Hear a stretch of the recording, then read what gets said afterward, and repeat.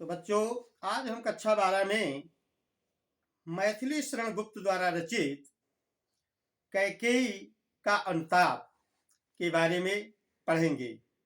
तो कैकेयी को बच्चों कैसा अनुताप, अनुताप का मतलब होता है पश्चाताप। तो बच्चों, राजा दशरथ के वैसे तो तमाम रानियां थीं, लेकिन 3 प्रधान रानियां थीं, कौशल्या, सुमित्रा और कैकेयी। ये कौशल्या कोसल देश के महाराजा की पुत्री थीं और कैकेयी केकय देश के राजा महाराजा की पुत्री थीं। तो बच्चों, रावण को इस बात का पहले से ही पता था कि कौशल्या के गर्भ से होने वाले पुत्र के द्वारा ही मेरा वध होगा। तो रावण ने कौशल्या को बाल्यावस्था में ही, जब कौशल्या का जन्म हुआ, तो रावण इनको उठा ले गया और एक पेटी में बंद करके नदी में प्रवाहित कर दिया था। लेकिन वह पेटी दैव योग से सुमंत जी को मिली और उन्होंने ही इनका फिर पालन पोषण किया। तो बच्चों, ये जो राजा दशरथ की तीसरी रानी थी कैकेयी, ये बड़ी ही सुंदर रूपवान थी। तो राजा दशरथ ने कौशल देश के राजा जो थे, तो उनसे महाराज से कैकेयी के लिए स्वयं याचना की कि हमारा विवाह इनके साथ कर दिया जाए। तो कौशल देश कैकेयी देश के महाराजा ने कहा कि इससे तो हमारा जो है इसमें सौभाग्य है, विवाह करने में मुझे कोई परेशानी नहीं, लेकिन आपके पास और भी रानियां हैं जो बड़ी हैं, तो उनके पुत्र राजगद्दी पर बैठेंगे। तो समस्या इस बात की है कि हम चाहते हैं कि हम अपनी पुत्री को राज महिषी के साथ साथ राजमाता के भी रूप में देखूं। तो दशरथ ने वचन दिया कि ठीक है, तुम्हारे ही पुत्र को हम राजगद्दी पर बैठा लेंगे। तब कैकेयी देश के महाराजा ने कैकेयी का विवाह राजा दशरथ के साथ कर दिया। तो बच्चों, एक बात और भी ध्यान से सुन लीजिए कि पूर्व काल के जो मनु और शत्रुपा थे, ये ही आगे चल करके दशरथ और कौशल्या के रूप में प्रकट हुए थे। तो राजा दशरथ कैकेयी से ज्यादा प्रेम करते थे और अधिकांश उन्हीं के कक्ष में रहते भी थे। तो बहुत दिन बीत गए, राजा दशरथ के कोई संतान नहीं हुई। तो एक बार भूपति मन माही,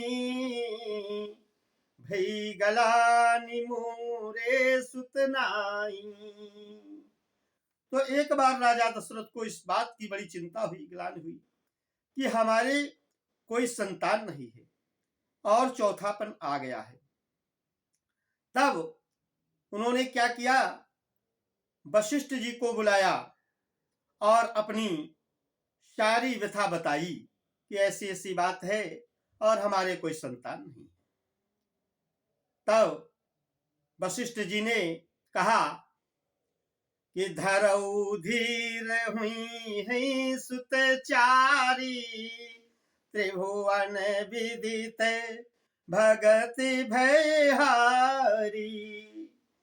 धैर्य रखो, आपके 4 पुत्र होंगे।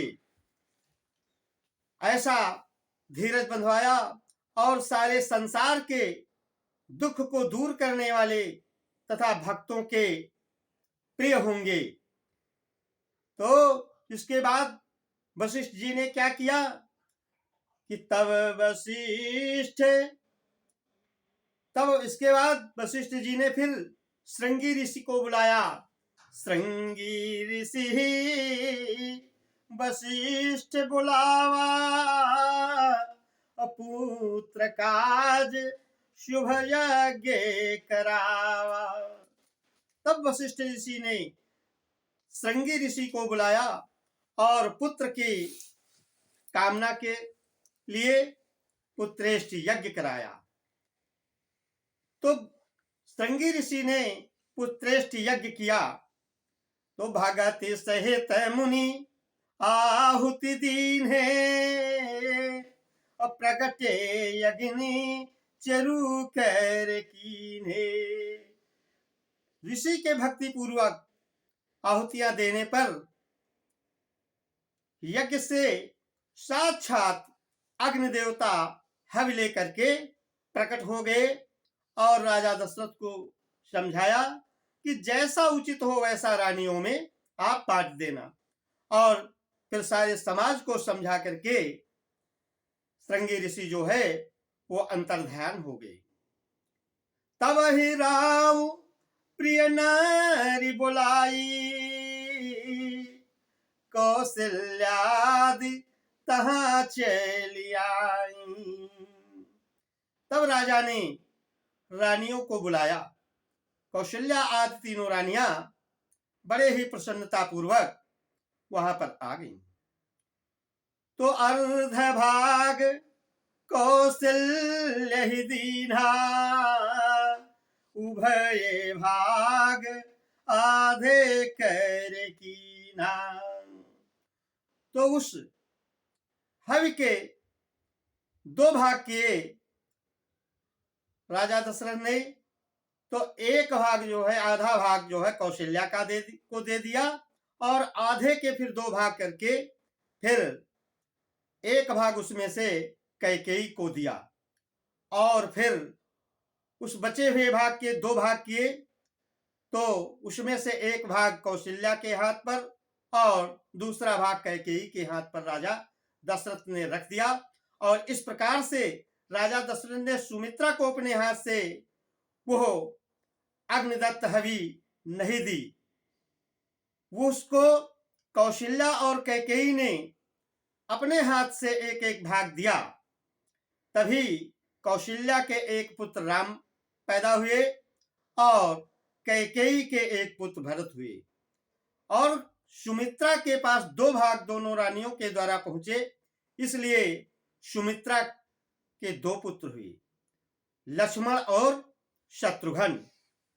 तो सुमित्रा ने यह समझकर कि ये हवि जो है इन दोनों रानियों ने मुझे दिया है, उन्हीं के देन के कारण मेरे दो पुत्र हुए हैं, इसलिए इन दोनों पुत्रों को, लक्ष्मण को राम की सेवा के लिए और शत्रुघ्न को भरत जी की सेवा के लिए दे दिया।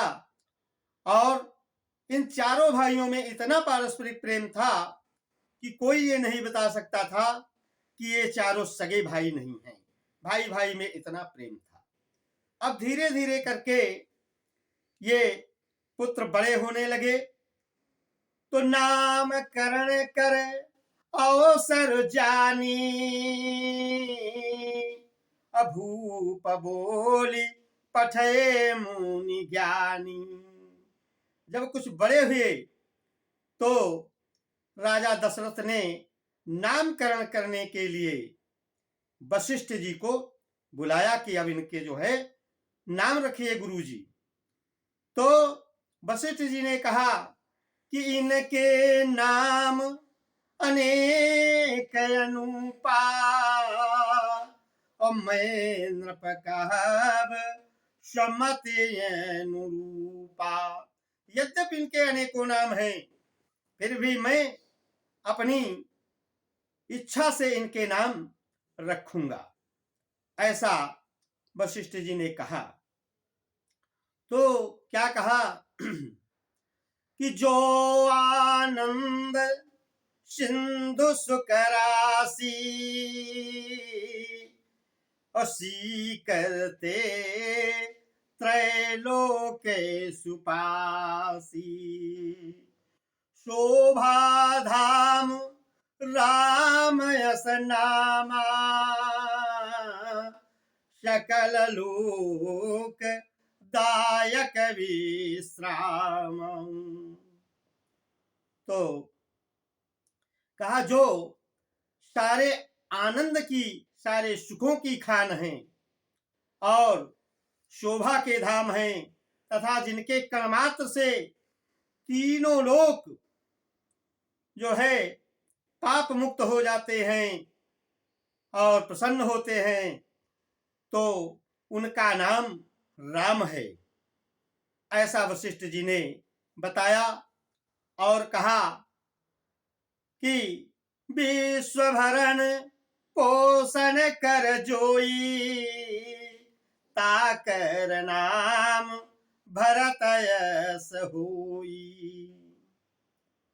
तो कहते जो सारे संसार का भरण पोषण करने वाले हैं, उनका नाम वशिष्ठ जी ने भरत रखा।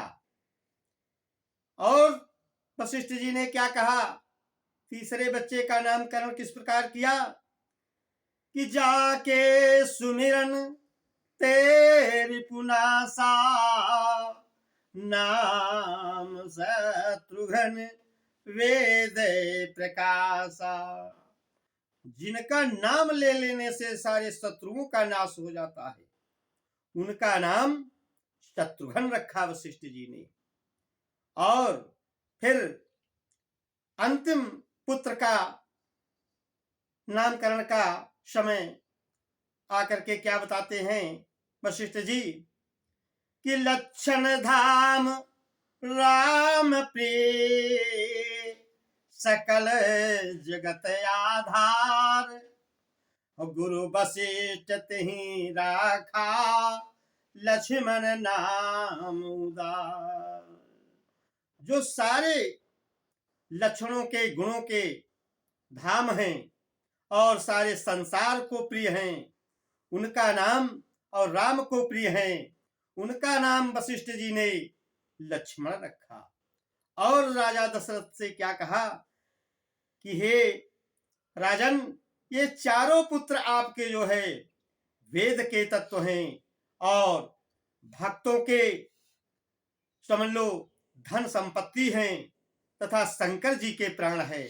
ऐसा वशिष्ठ जी ने चारों पुत्रों का इस प्रकार से नामकरण किया।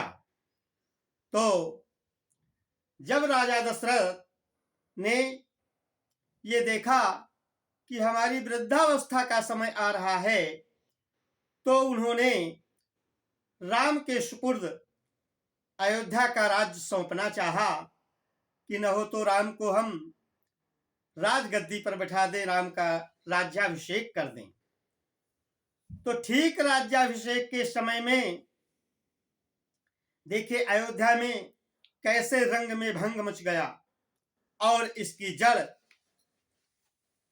राजा के यहाँ इनकी एक दासी आती थी, काम करने वाली नौकरानी, जिसने रानी कैकेयी को बहका दिया।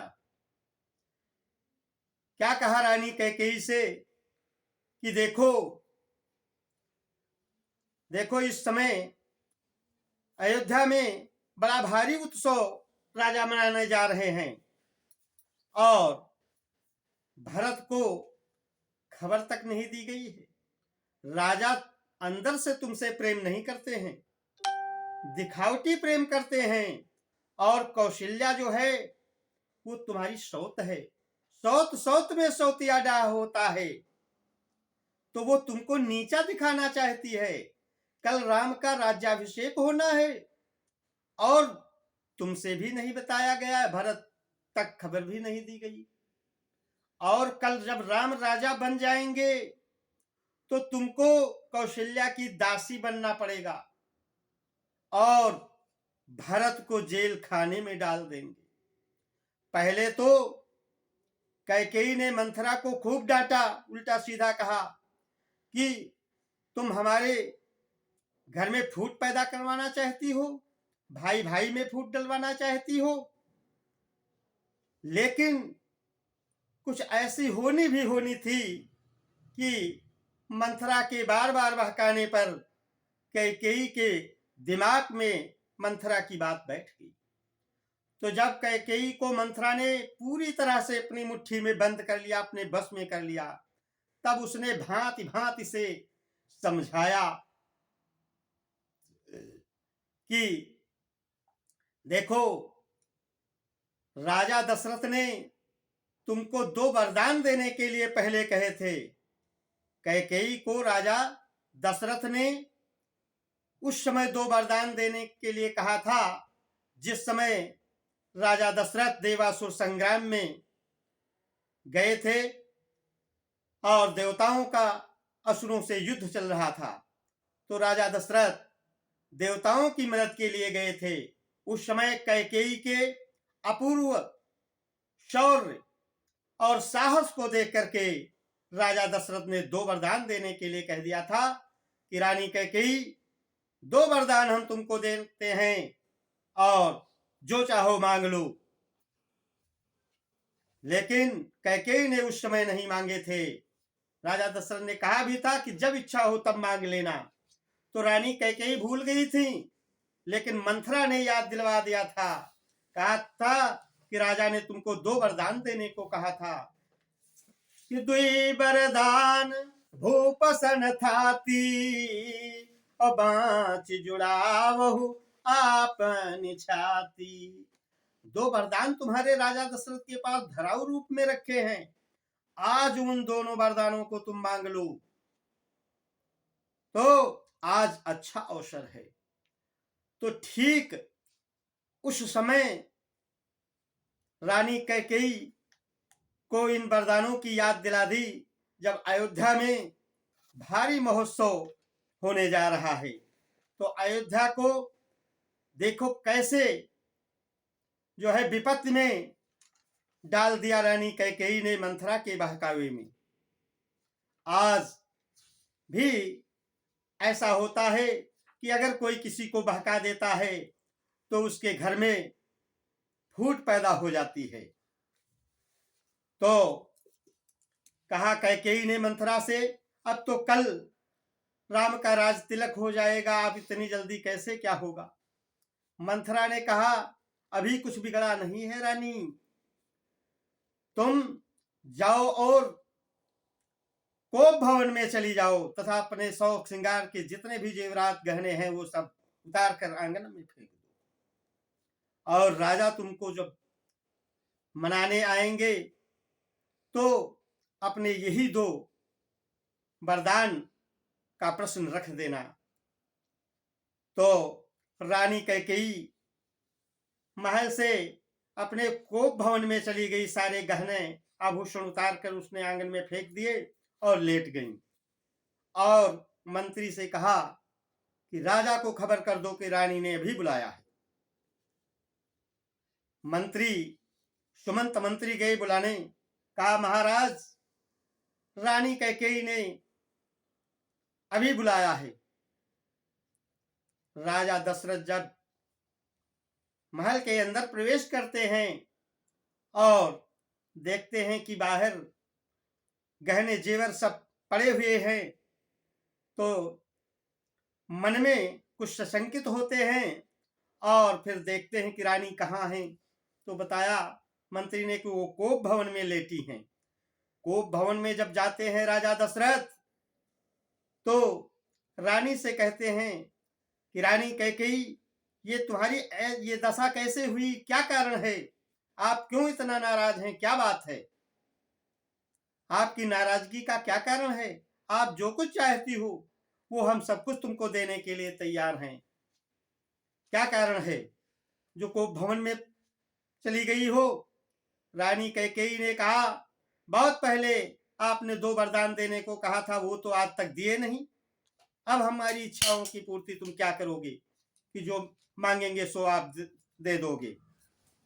ऐसे तो कहते हो कि रघुवंशी बहुत बात के पक्के हैं, चाहे जान चली जाए लेकिन बात नहीं जाने देते हो, क्योंकि रघुवंश की ये परंपरा है कि रघुकुल रीति सदा चली आई,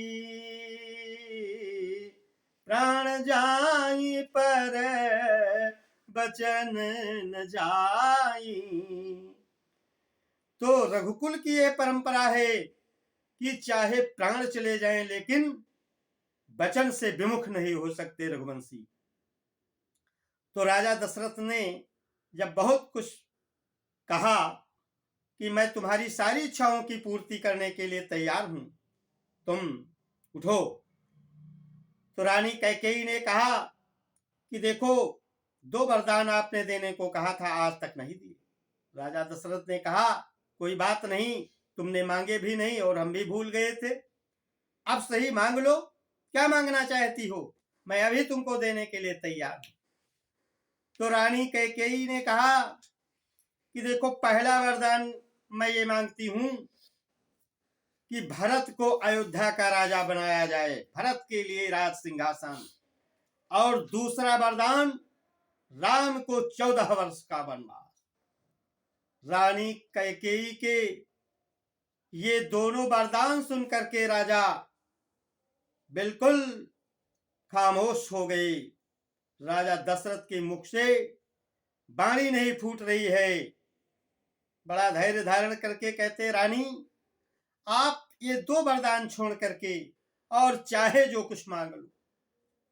रानी कैकेयी ने कहा नहीं, देना है तो यही 2 वरदान दो, मैं इसके अलावा और कुछ नहीं चाहती हूं। राजा दशरथ ने बहुत खुशामद की लेकिन कैकेयी न मानी। अंत में राजा दशरथ ने कैकेयी के पैरों पर सिर तर रख दिया, लेकिन उसने एक न मानी। तो राजा दशरथ को अंत में विवश कर दिया रानी कैकेयी ने, तो ये वरदान मानने पड़े। तो कहा ठीक है, एक है वरदान मांग लो, मैं भरत को राज सिंहासन देने के लिए तैयार हूं, राम के लिए वनवास न दो, ऐसा वरदान ना मांगो। लेकिन कैकेयी ने कहा नहीं, हम ये ही 2 वरदान मांगेंगे, इसके अलावा कुछ नहीं मांगेंगे। राजा दशरथ ने फिर ये दोनों वरदान कैकेयी को दे दिए और फिर बाद में राम को बुला करके बता दिया कि भैया राम, ऐसा है कि अब तुमको राज सिंहासन नहीं, वन में जाना है, क्योंकि तुम्हारी माता ने ऐसे ऐसे वरदान मांग करके मुझे विवश कर दिया है। तो राम तो मर्यादा पुरुषोत्तम राम हैं। राम तुरंत पिता की आज्ञा का पालन करते हुए वनवास को जाने के लिए तैयार हो गए। राम के वनवास की तैयारी को सुन करके कि राम वन को जा रहे हैं, माता सीता भी कहने लगी कि मैं भी साथ चलूंगी। राम ने कहा नहीं, वनवास तो हमको हुआ है, तुमको थोड़ा ही हुआ है, तुम कैसे चलोगी, क्या करोगी वहां। कहा नहीं, पत्नी का धर्म है पति की सेवा करना, साथ में रहना। जब हम साथ में नहीं रहेंगी तो तुम्हारे सेवा कैसे करेंगी और पातिव्रत धर्म का निर्वाह हम कैसे करेंगी। तो राम ने कहा तुम घर पर रहो, बूढ़े सास ससुर हैं, उनकी सेवा करो। कहा कि यही ते अधिक धर्म नहीं दूजा, सादर सास ससुर पद पूजा। राम ने कहा देखो, इससे बढ़कर कोई धर्म नहीं है, बूढ़े सास ससुर तुम्हारे हैं, उनकी तुम सेवा करो। सीता जी ने कहा नहीं, हमारे लिए सबसे बड़ा धर्म है पति की सेवा करना, क्योंकि ये भी कहा गया है कि एक ही में एक व्रत पूजा। कहते औरत के लिए एक ही नियम और एक ही पूजा बताई गई है कि वो तन मन से अपने पति की सेवा करे, यही उसका धर्म है। तो राम ने कहा नहीं मानती हो तो कोई बात नहीं, तुम माता से आज्ञा ले आओ। फिर सीता जी माता कौशल्या के पास जाती हैं और वन जाने की अनुमति मांगती हैं। तो पहले तो कौशल्या जी ने कहा कि अगर तुम घर में रहती तो थोड़ा घर में रौनक बनी रहती और हमारा समय भी कटता रहता, लेकिन ठीक है,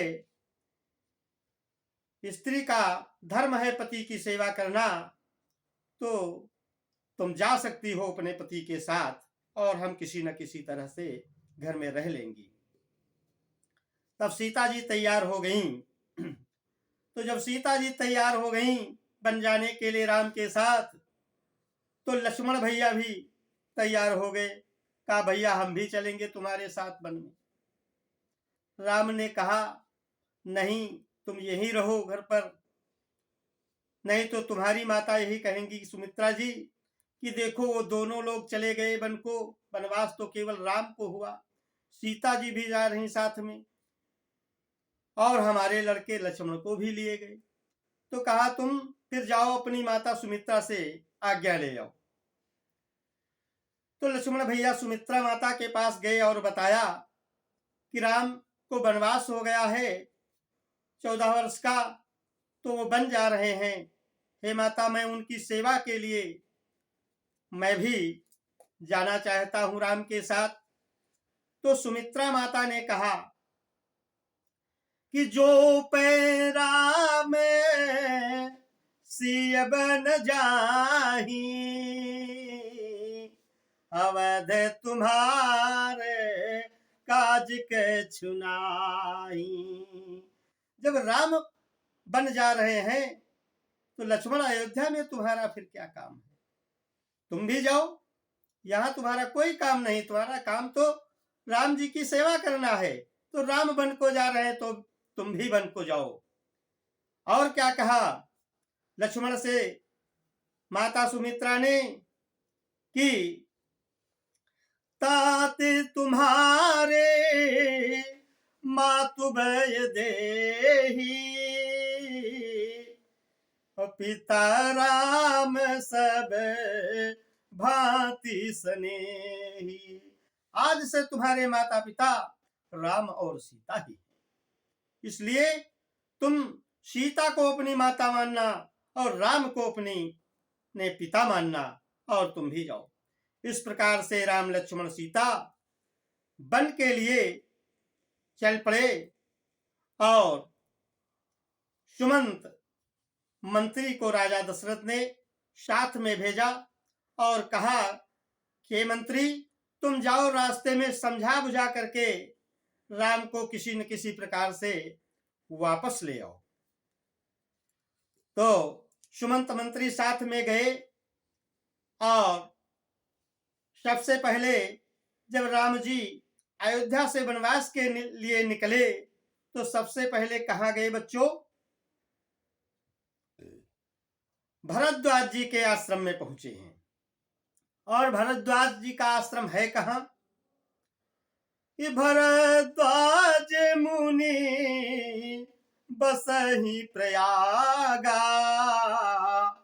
तिनहि राम पद अति अनुरागा।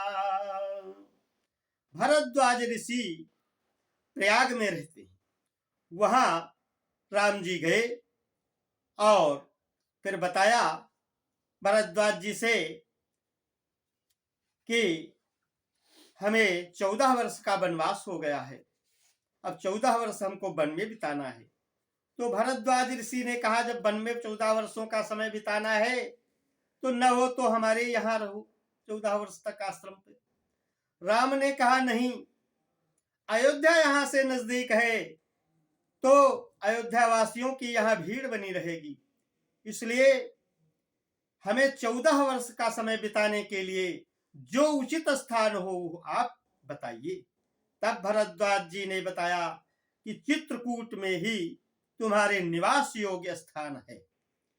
तब चित्रकूट के लिए प्रस्थान कर गए और फिर श्रृंगवेरपुर लांघ करके पार करके और राम लक्ष्मण सीता जो है चित्रकूट चले जाते हैं और सुमंत वहीं श्रृंगवेरपुर में रुक जाते हैं और काफी समय का इंतजार किया। और जब राम का अटल प्रण देख लिया, संकल्प कि राम वापस अयोध्या नहीं जाएंगे, तो फिर सुमंत खाली रथ लौट आते हैं लेकर के अयोध्या। और अयोध्या जब आते हैं तो फिर दशरथ जी ये जब सुनते हैं कि सुमंत आ गए हैं, तो सुमंत से राम का समाचार पूछते हैं। तो सुमंत रोते हुए, सिसकते हुए दशरथ से बताते हैं कि राम वन को चले गए हैं और हम खाली रथ लौटा लाए हैं। तो राजा दशरथ जो है पुत्र के वियोग में शरीर त्याग देते हैं। तो राम राम कही, राम कही, राम राम कही, राम तन परिहरे रघुबर बिरह, राव गयो सुरधाम। राम राम रटते रटते राम के वियोग में फिर राजा दशरथ शरीर त्याग देते हैं और राम के पास ही उनकी जीवात्मा पहुंच जाती है। इसके बाद फिर कैकेयी भरत और शत्रुघ्न ननिहाल में थे। ननिहाल से भरत को बुलवाया कि चलो जल्दी से, अयोध्या में तुम्हारा बुलावा है, अति शीघ्र चलो। ये बात नहीं बताई गई कि तुम्हारे पिता खत्म हो गए हैं और राम को वनवास हो गया है। जब भरत जी अयोध्या आते हैं तो अयोध्या की दशा को देख करके बड़ा सशंकित हो जाते हैं और लोगों से जब पूछा तो बताया कि राम वन को चले गए हैं और आपकी माता कैकेयी ने ही राम को 14 वर्ष का वनवास और आपके लिए अयोध्या का राजा बनाने का वरदान मांगा है। तो उसी के वियोग में आपके पिता का स्वर्गवास भी हो गया है। भरत जी ने माता कैकेयी को बहुत उल्टा सीधा डांटा, कहा मैं अयोध्या का राज किसी भी कीमत पर स्वीकार नहीं कर सकता हूं, ये मेरा अधिकार नहीं है, ये मेरे भाई भैया राम का अधिकार है। आपने ऐसा वरदान क्यों मांगा? बहुत उल्टी सीधी कैकेयी को सुनाई और फिर नंगे पैर वहां से भरत शत्रुघ्न को साथ में लेकर के चित्रकूट के लिए प्रस्थान करते हैं। आज भरत जी राम को अयोध्या वापस लौटाने के लिए जाते हैं कि भरत चले हैं चित्रकूट राजा राम को मनाने, राम को मनाने भैया, राम को मनाने, भरत चले हैं चित्रकूट राजा राम को मनाने। तो भरत जी आज नंगे पैर फल फूल खाते हुए चित्रकूट के लिए प्रस्थान करते हैं।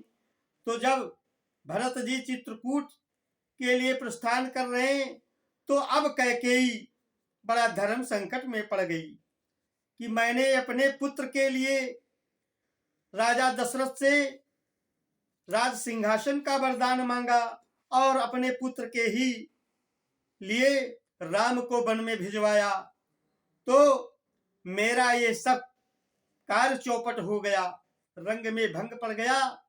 अयोध्या को मैंने संकट में डाल दिया इसी भरत के लिए।